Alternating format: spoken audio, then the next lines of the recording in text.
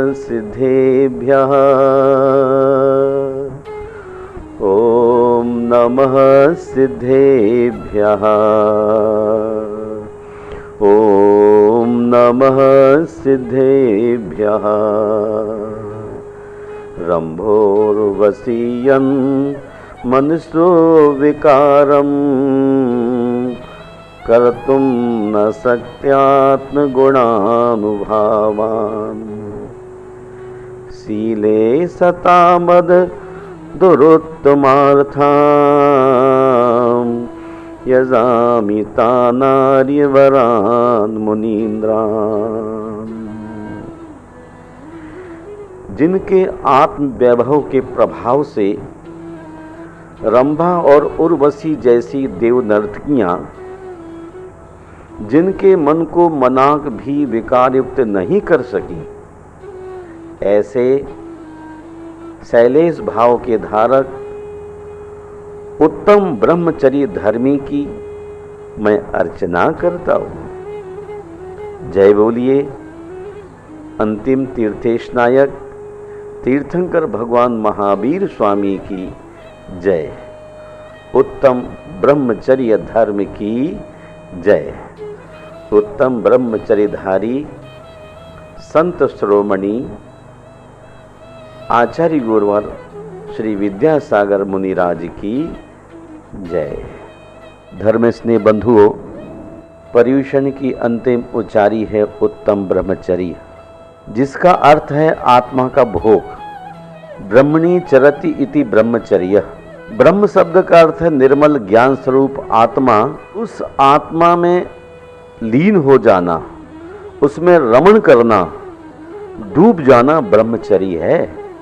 सम्यक्तमयी भव्यात्माओं, जिसका मन अपने शरीर के प्रति निर्ममत्व हो गया है, उसी का वास्तविक ब्रह्मचर्य होता है, क्योंकि उसकी चेतना पूर्णता भीतर की ओर मुड़ जाती है। शारीरिक स्तर पर तो बहुत थोड़ा भोग होता है, कम भोग होता है, किंतु किसी वस्तु से राग पूर्वक जुड़ जाना भी अब ब्रह्म है। वह राग चाहे शुभ हो या अशुभ, समय सार में दोनों को कुशील कहा है, लेकिन यहां तक पहुंचने के लिए देह का संयम अनिवार्य है। लोक में ब्रह्मचर्य का अर्थ है आजीवन विवाह न करना, मन वचन और काय से पांचों पापों का नियंत्रण, पांचों इंद्रियों का संयम। जब तक अपने विचारों पर इतना अधिकार न हो जाए कि अपनी इच्छा के खिलाफ एक भी विचार न आए, तब तक पूर्ण ब्रह्मचर्य नहीं है। मणियों में वैडूरी मणि, आभूषणों में मुकुट, वस्त्रों में रेशमी वस्त्र, पुष्पों में गुलाब पुष्प, चंदनों में गोशीर चंदन, नदियों में सीतोदा नदी,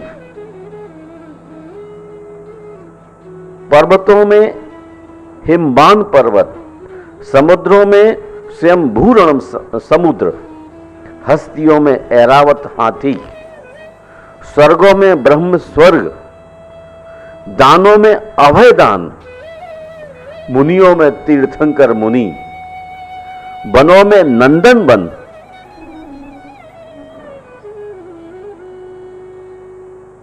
जैसे श्रेष्ठ हैं वैसे ही व्रतों में ब्रह्मचर्य व्रत श्रेष्ठ है। ब्रह्मचर्य अहिंसा के प्रसाद का सिंह द्वार है। ब्रह्मचर्य ही यज्ञ है, उत्तम ज्ञान है, अपरिमित बल है। योग शास्त्र के 2 अध्याय 105वें श्लोक में लिखा है, ब्रह्मचर्य के आचरण से ही प्राणी दीर्घायु होता है, सुंदर आकार वाला होता है, दृढ़ शरीर वाला होता है, तेजस्वी होता है और महान बलशाली होता है। प्रिवेंशन इज क्योर देन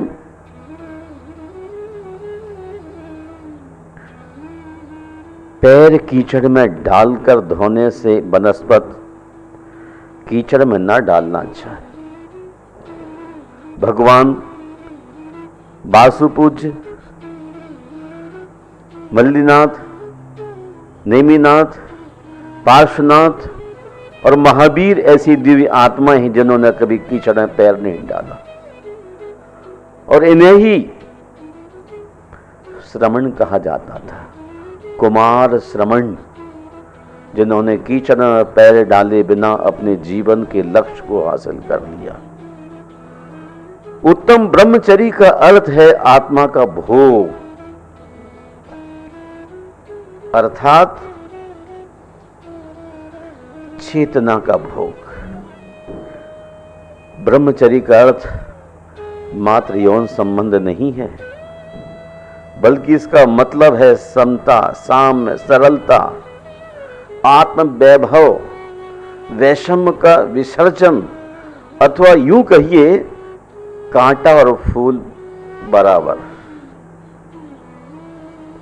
माटी और कंचन बराबर, झोपड़ी और महल बराबर, आंसू और मुस्कुराहट में समानता, नफा और नुकसान में समानता, पूनम और अमावस्या की रात में समानता, ऐसे संतुलन का नाम है ब्रह्मचर्य। धर्म स्नेह बंधुओं, और क्या है ब्रह्मचर्य? या ब्रह्मणी स्वात्मनि शुद्ध बुद्धे चर्या प्रद्रव्य मुचः प्रवृत्ति तद ब्रह्मचर्य व्रत सार्वभौमम ये पांति ते यान्ति परम प्रमोदम। अपनी शुद्ध बुद्ध आत्मा में शरीर आदि परद्रव्य का त्याग करने वाले साधु की निर्बाध परिणति को ब्रह्मचर्य कहते हैं। ब्रह्मचर्य व्रतों का सार्वभौम तत्व है। जो इसे निरंतर पालन करते हैं, पालते हैं, वे परम आनंद को उपलब्ध होते हैं। ब्रह्मचर्य ब्रह्म और चर्य का संयुक्त रूप है। शब्दकोश में ब्रह्म के अनेक अर्थ मिलते हैं, जैसे ईश्वर, सच्चिदानंद स्वरूप, जगत का मूल तत्व, शुक्र, हिरण्यगर्भ, वेद, सत्य, प्रणव, ब्राह्मण, तपस्या इत्यादि इत्यादि। और चर्य का अर्थ है आचरण। इस प्रकार ब्रह्मचर्य का अर्थ ब्रह्म संबंधी आचरण। ब्रह्म शब्द का अर्थ है निर्मल ज्ञान स्वरूप आत्मा, और उसमें लीन हो जाना, डूब जाना। निष्पय वृत्ति में ही चेतना पूर्णता भीतर की ओर मुड़ जाती है। महानुभाव ऐसा आचरण युवा काल में किया जाए तो उपयोगी है।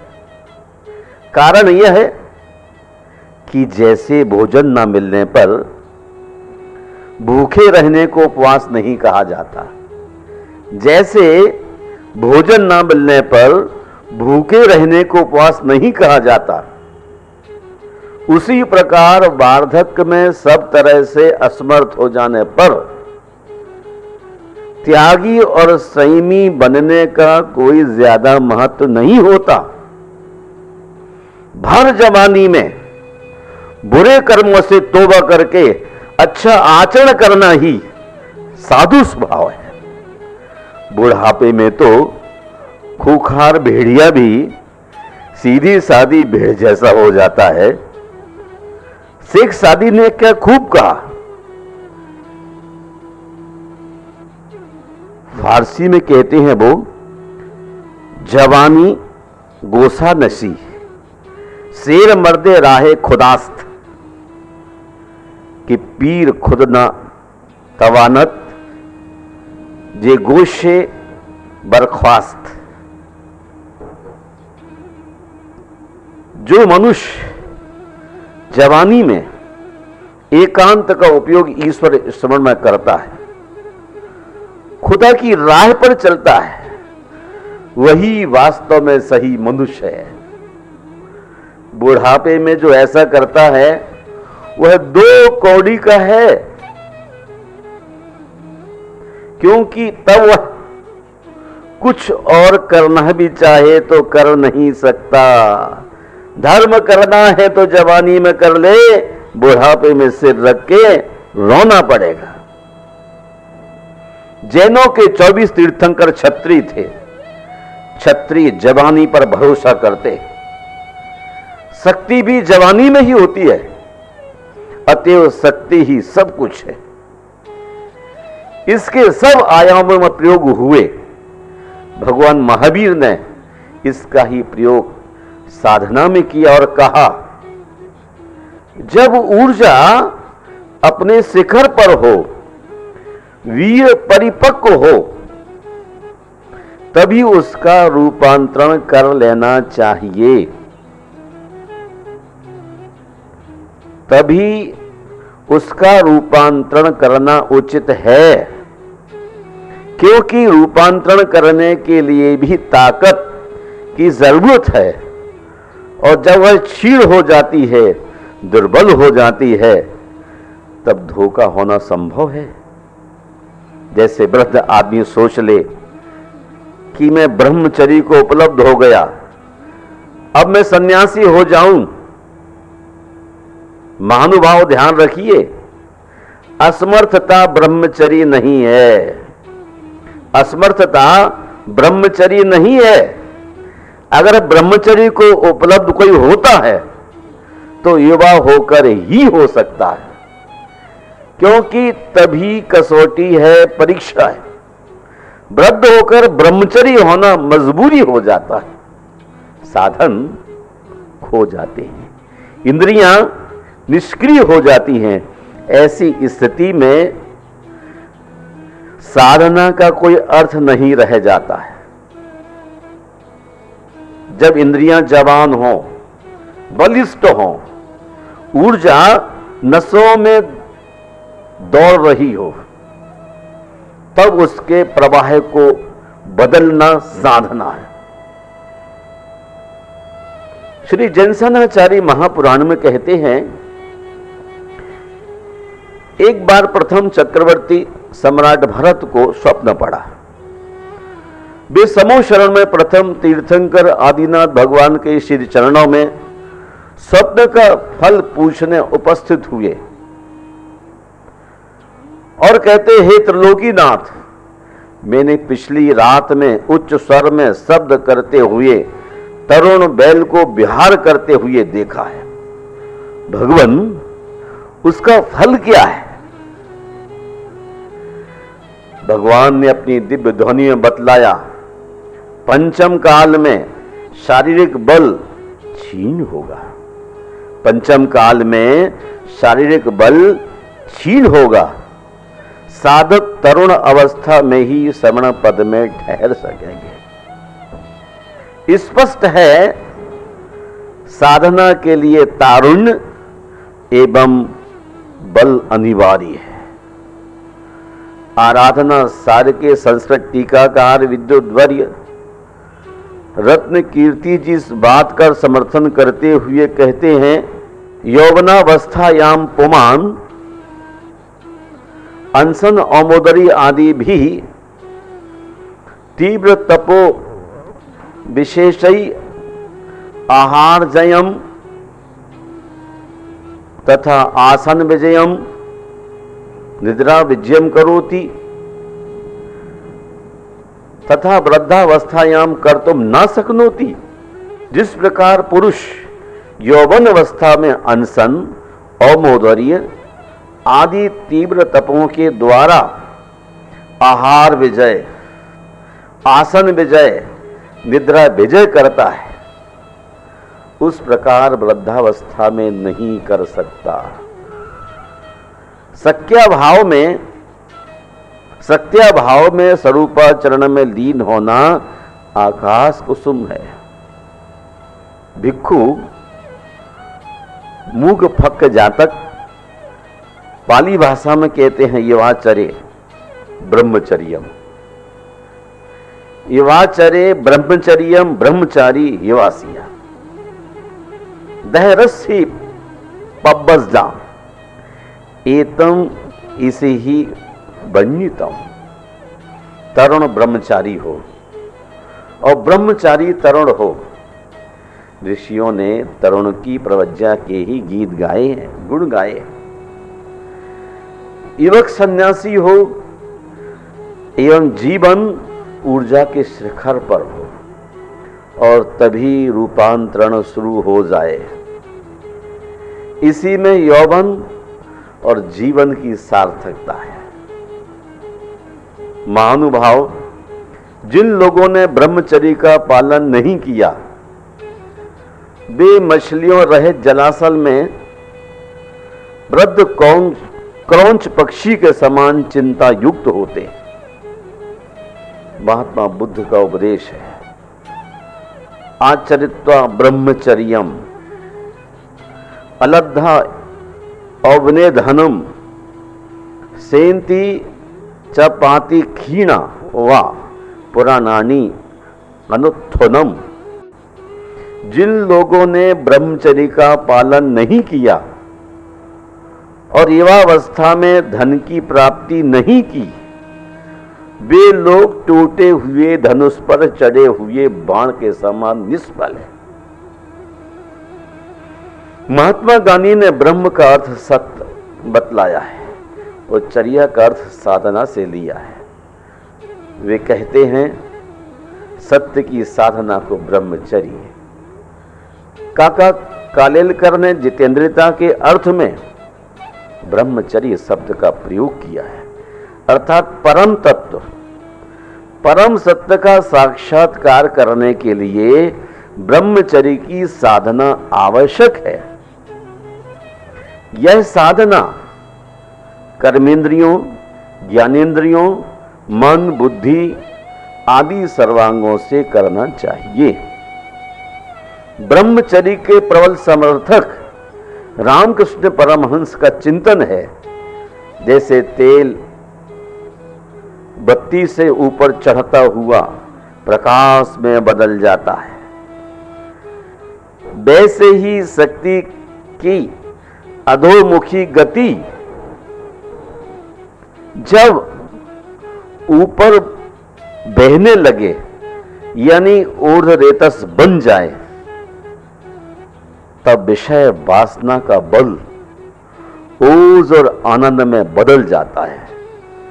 इसीलिए हे मुमुक्षु, स्त्री विषय अभिलाषा का परित्याग कर स्त्री में वैराग्य के निमित्त कारणों में तत्पर होकर सदा निर्मल ब्रह्मचर्य का पालन कर। जिस ब्रह्मचर्य के प्रभाव से सकल गुण उत्पन्न होते हैं और फलते हैं, अत्यंत प्रतापशाली इंद्रादि भी नम्रीभूत हो जाते हैं तथा जिससे प्रसिद्ध उच्च ब्रह्म तेज प्रकाशित होता है, अर्थात श्रुत केवलत्व और केवल ज्ञान प्राप्त होता है। महानुभाव, ब्रह्मचर्य का व्यवहारिक रूप स्त्री वैराग है और स्त्री के लिए पुरुष वैराग। वैराग्य से तात्पर्य है स्त्री रमण इच्छा का निरोध। जब तक यह नहीं होता तब तक ब्रह्मचर्य का पालन संभव नहीं है। इसके बिना समस्त तप त्याग यम नियम व्यर्थ है। हे आर्य, कुसंगति में दुर्गुण हैं और सुसंगति में सद्गुण। अस्तु स्त्री प्रसंग मत कीजिए। संत भगवंत स्त्री प्रसंग की हानियों को सहेतुक दर्शाते हैं। ब्रह्मचर्य प्रतिष्ठायाम वीर लावा। ब्रह्मचर्य की प्रतिष्ठा होने पर ही व्यक्ति ऊर्ध्वरेता होता है।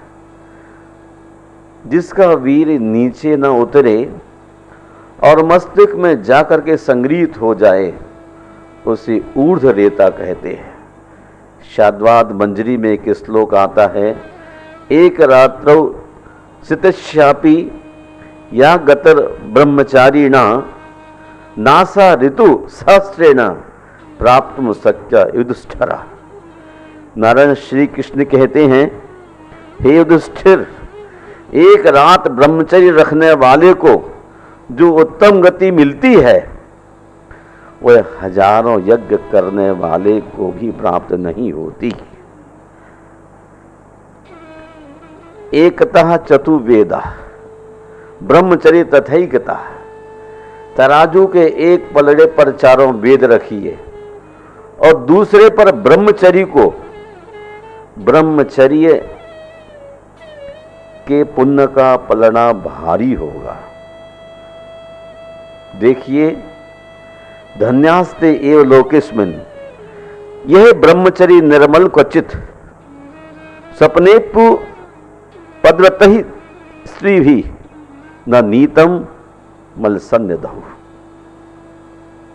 इस लोक में वे ही मनुष्य धन्य है जिनका ब्रह्मचर्य स्वप्न में भी स्त्रियों द्वारा मलिन नहीं किया गया।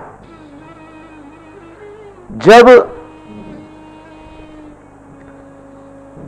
आचार्य कुंद के वैराग उद्यान में देखते हैं तो शील पहाड़ में कहते हैं 24वीं गाथा में, तो सधम्मत बले नया जहदब्बम नहीं नराण गच्छेदी तो शीलमंत कुशली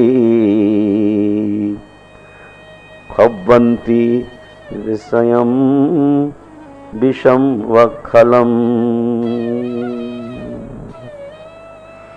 जिस प्रकार तुषों की उड़ा देने से मनुष्यों का कोई सारभूत द्रव्य नष्ट नहीं होता, उसी प्रकार तप और शील से युक्त कुशल पुरुष विषय रूपी विष को खल के समान दूर छोड़ देते हैं।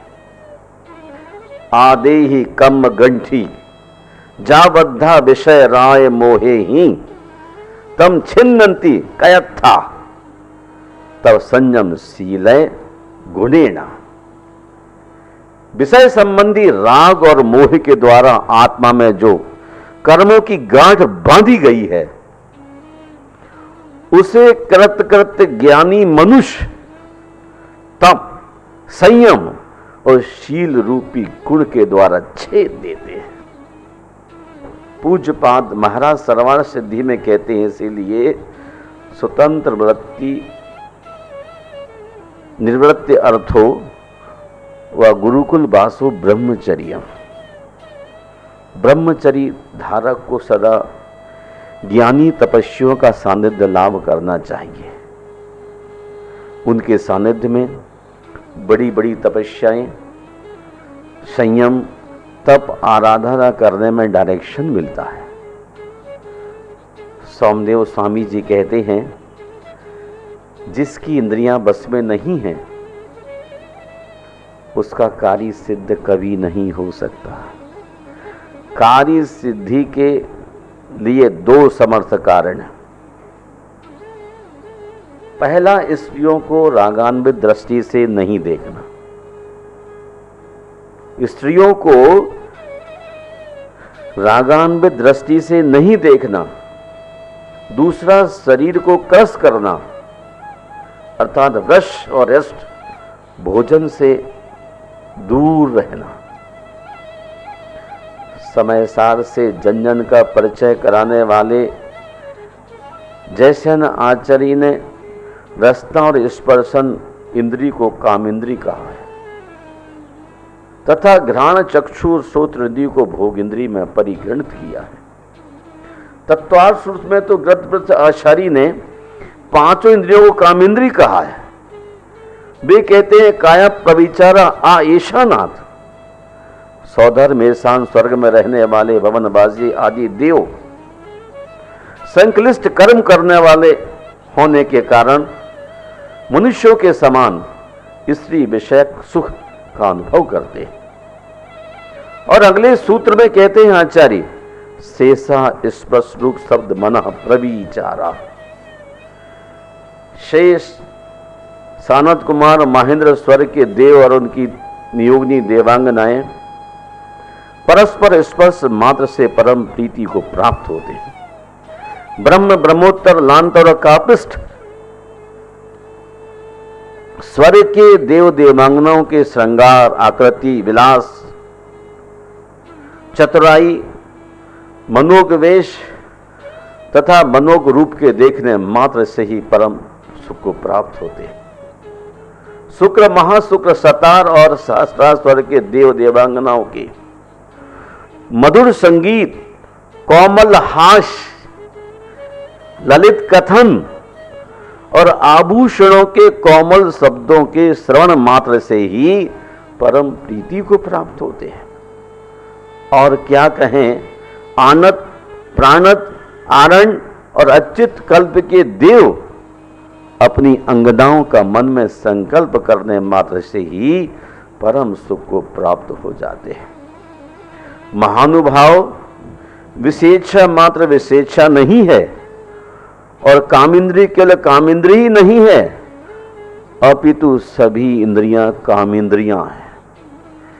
इसलिए भिक्षुओं को उत्तराध्ययन सूत्र में कहते हैं, शब्द, रूप, गंध, रस और स्पर्श, इन 5 प्रकार के काम गुणों को सदा के लिए त्याग दें। महानुभाव, जब आप किसी से हाथ मिलाते हैं तभी उसका स्पर्श होता है, ऐसा नहीं जब आप किसी को आंखों से देखते हैं तब भी आपकी आंखें उसे स्पर्श करती हैं। जब किसी की ध्वनि आपको प्रीतिकर मधुर लगती है, उत्तेजक लगती है, तब उस ध्वनि का कर्ण भी स्पर्श करते हैं। इसी प्रकार जब आप किसी के बहुत पास से गुजरते तब उसके शरीर की गंध आपको आंदोलित कर जाती है। यह है आपकी नासिका का स्पर्श प्रविचार। हाथ बहुत स्थूल रूप से स्पर्श करते हैं, किंतु आंखें बहुत सूक्ष्म रूप से स्पर्श करती है और उपस्थ जननेन्द्रिय गहनतम स्पर्श करती है। इस अर्थ में सभी स्पर्श प्रविचार की श्रृंखला में सम्मिलित हो जाते हैं। महामना महावीर कहते हैं, अगर वासना से पूरी तरह मुक्त होना है तो स्पर्श की जो कामना है अनेक अनेक रूपों में वह सब त्याग करनी होगी। आंख से भी भोग ना हो, नाक से भी भोग ना हो और कान से भी भोग ना हो। भोग वृत्ति इंद्रियों के द्वार से बाहर यात्रा ना करें। जब आप किसी को राग दृष्टि से देखना चाहते हैं तब समझ लीजिए कि काम इच्छा शुरू हो गई।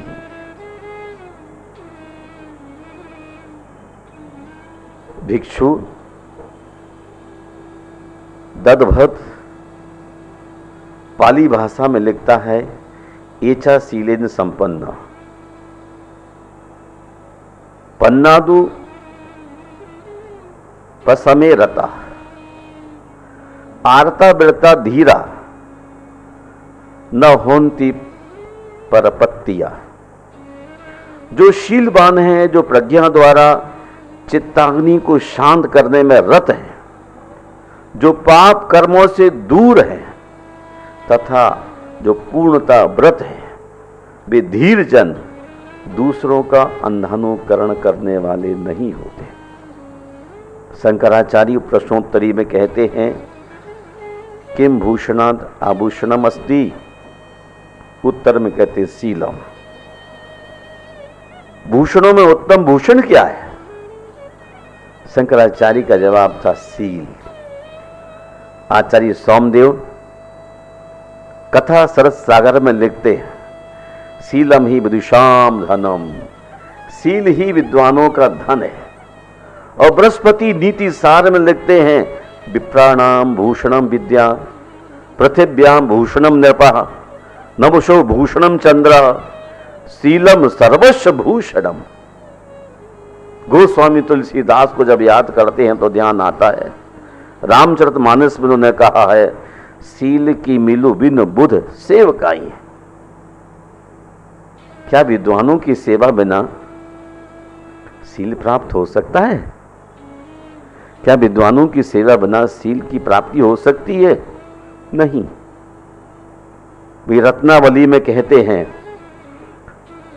सती बनत जीवन लगे, सती बनत जीवन लगे, असती बनत न देर, गिरत देर लागे कहां, चढ़बो कठिन सुमेर। सती बनत जीवन लगे, सील की साधना करते करते उम्र खो जाती है। असती बनत ना देर, गिरने में क्या देर, गिरत देर लागे कहां, चढ़बो कठिन सुमेरु। सुमेरु पर्वत चढ़ना कितना कठिन है, पर नीचे गिरना बहुत आसान है। हमें आचार्य कभी स्वयंभू पवनचरित में याद आते हैं। वे कहते हैं, सगेण भी काई जाहि चारित्र हो खंड नौ, किम समलह नेन महु पुनु, सीलू जे मंड नौ। उस स्वर्ग से भी क्या जहां चारित्र का खंडन हो, सगेण भी काई जाई। उस स्वर्ग से भी क्या जहां चरित्र हो खंड नौ, चारित्र का खंडन हो जाए। यदि मैं सील से विभूषित हूं तो मुझे अन्य सुंदर अलंकारों की कोई आवश्यकता नहीं। महानुभाव धम्मिक थेर भिक्खु का उपदेश है, न अत्त हेतु न परस्य हेतु, न पुत्र मिच्छे न धनम न रट्ठम, न इच्छेय अधम्मेन समिध्य मत्तनो, सशीलबा पंजबा धम्मिको सिया। जो मनुष्य न अपने लिए और न दूसरों के लिए, न पुत्र के लिए धन और राज्य की अभिलाषा नहीं करता, ना ही जो अधर्म द्वारा अपनी समृद्धि की इच्छा करता, वही शीलवान धार्मिक व्यक्ति कहलाता है।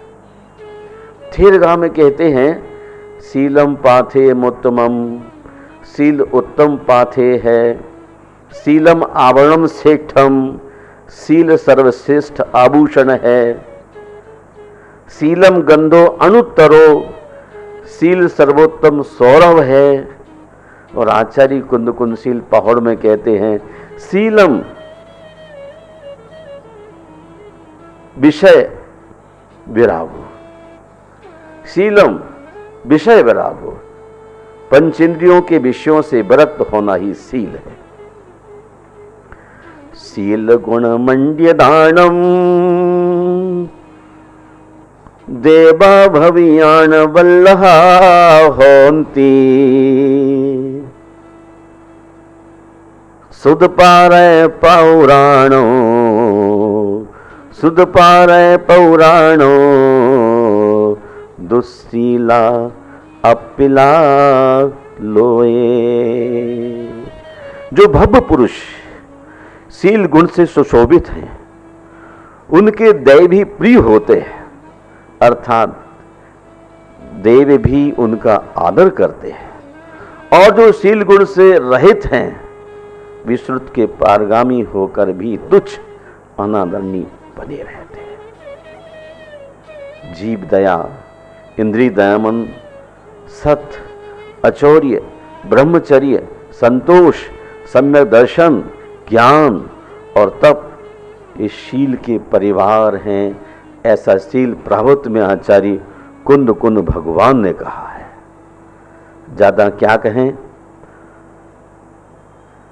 पृथ्वी पर शीलवानों का एक दिन जीना भी अच्छा है, किंतु शील रहित मनुष्यों का करोड़ों वर्ष जीना भी व्यर्थ है। मुझे बड़ी जबरदस्त एक बात इस मौके पर याद आती है। मक्ष कटिक में आचार्य कहते हैं, कुल की प्रशंसा करने से क्या, कुल की प्रशंसा करने से क्या बड़े कुल में पैदा हुआ है, कुल की प्रशंसा करने से क्या, इस लोक में शील ही महानता का कारण है। किसी धनाढ़ परिवार में पैदा हो जाए जहां सप्त वैष्णव का प्रतिदिन सेवन होता हो, वह कुल प्रशंसनीय नहीं है। आदमी थोड़े से छोटे परिवार में जन्म लिया हो, शील से महान होता है। रविन्द्रनाथ टैगोर का वचन है, शील के द्वारा ही चारित्र का निर्माण होता है। शील हमारी गति के लिए संबल है। रस घोष ने बुद्ध चरित्र में लिखा है, शील में परम ज्ञानम, शील में परम ज्ञानम, शील में परम तपः, शील में परमो धर्मा, शीलश्च मोक्षस्थ नैष्ठिका। शील ही परम ज्ञान है, शील ही परम तप है, शील ही परम धर्म है और शील से ही नैष्ठिक निर्माण की प्राप्ति होती है। महानुभाव, इन तमाम तथ्यों की रोशनी से विदित होता है कि धर्म, सत्य, सदाचार, बल और लक्ष्मी ये सब सदा शील के आधार पर ही रहते हैं। अतएव शील को कंठहार की तरह धारण करें। शील विशुद्ध तप है, शील दर्शन की शुद्धि है, शील ही ज्ञान की शुद्धि है, शील विषयों का शत्रु है और शील ही मोक्ष की श्रेणी है। जिस प्रकार समुद्र रत्नों से भरा होता है तो भी जल से ही शोभा देता है, उसी प्रकार यह जीव भी तप, विनय, शील, दान आदि रत्नों से युक्त होने पर भी शील रूप जल से सहित होते ही सर्वोत्कृष्ट निर्वाण को प्राप्त होता है। महानुभाव, मैं आप सबकी उन्नति के बाबत सोचता रहता हूं, चिंतन करता हूं। जिन्होंने शील का पालन किया है उन्होंने ही जीवन में अपने पैरों को जमाया है और मुक्ति के द्वार को छुआ है। आज का साइंस कहता है, अब ब्रह्म की साधना करने वाला आदमी अपने जीवन को मौत के मुख में भेज देता है। वैज्ञानिकों ने सूक्ष्म अनुवीक्षण द्वारा परीक्षण कर तथ्य प्रस्तुत किया है कि 15 बिंदु वीर में 60 मिलियन से 110 मिलियन सेल जीवाणु छूटते हैं, अर्थात 6 करोड़ से लेकर 11 करोड़ सूक्ष्म जीव होते हैं। जीवों का आकार बाल्यावस्था में स्थित पूछदारी शिशु मेंढक या कहिए प्यूपा के सदृश होता है। ये जीव सूक्ष्म दर्शक माइक्रोस्कोप में स्पष्ट चलते दिखलाई देते हैं। सामने का भाग सिर के समान और पीछे का भाग पूंछ के समान होता है। सिर को आगे करके वे जीव संचरण करते हैं, चलते हैं। माता का रज एसिड और पिता का वीर एल्केलाइन दोनों के रासायनिक मिश्रण होने के कारण जो रासायनिक प्रतिक्रिया होती है उससे उस वीर में रहने वाले जीवों का संहार होता है। अतएव इस महान हिंसा से बचने के लिए तीर्थंकरों ने ब्रह्मचर्य को सर्वोत्तम पुण्य और अब्रह्म को महापाप कहा है। मैं आप सबके लिए उत्तम ब्रह्मचर्य के दिन आत्मा के निर्मलीकरण करने की भावना से कहना चाहता हूँ, पश्चिम संस्कृति से प्रभावित न होते हुए भारतीय कल्चर में 5 बाल ब्रह्मचारी तीर्थंकरों का ध्यान करते हुए अपने जीवन को तेजस्वी बनाने, संयम बनाने और महावीर जैसे होने के लिए आप अष्टमी का, चतुर्दशी का, अष्टानिक और पर्युषण जैसे महान पर्वों में कम से कम ब्रह्मचर्य की आराधना करने के लिए प्रवृत्त हो। एक बार एक दार्शनिक से किसी ने पूछा कि हमें स्त्री संपर्क कब करना चाहिए। उसने कहा, जिंदगी में एक बार। तीर्थंकर एक बार ही स्त्री का स्पर्श करते, ऐसा ना हो सके तो उसने कहा वर्ष में एक बार। बोला यही भी ना हो तो महीने में एक बार। ये भी ना हो तो सिर पर कफन बांध लो, जैसी आपकी मर्जी करो। अब ब्रह्म से जीवन मलिन होता है, ब्रह्मचर्य से जीवन का उजास फैलता है। जितने ही बुद्धिमान महापुरुष हुए हैं, स्मृति का विकास हुआ है, वह तमाम ब्रह्मचर्य के माध्यम से हुआ है। आयु का विकास ब्रह्मचर्य के माध्यम से होता है। यदि आप दीर्घ आयु चाहते हैं, मेमोरी बहुत अच्छी चाहते हैं तीर्थंकरों की बतौर, तो आपको ब्रह्मचर्य की आराधना करना चाहिए। पहले ज़माने में सामूहिक परिवार होते थे, ब्रह्मचर्य बहुत अधिक तादाद में पलता था। आज परिवारों के बिखरने के कारण से धर्म का विनाश हुआ है और संसार का विकास हुआ है। संसार दुखमय है, मोक्ष सुखमय है। इसलिए सुख की राह पर चलने के लिए जितना अधिक ब्रह्मचर्य का आचरण करेंगे, उतना आप हिंसा से बचेंगे, पाप से बचेंगे और पुण्य के राह पर चलते हुए अपने मोक्ष तत्व को प्राप्त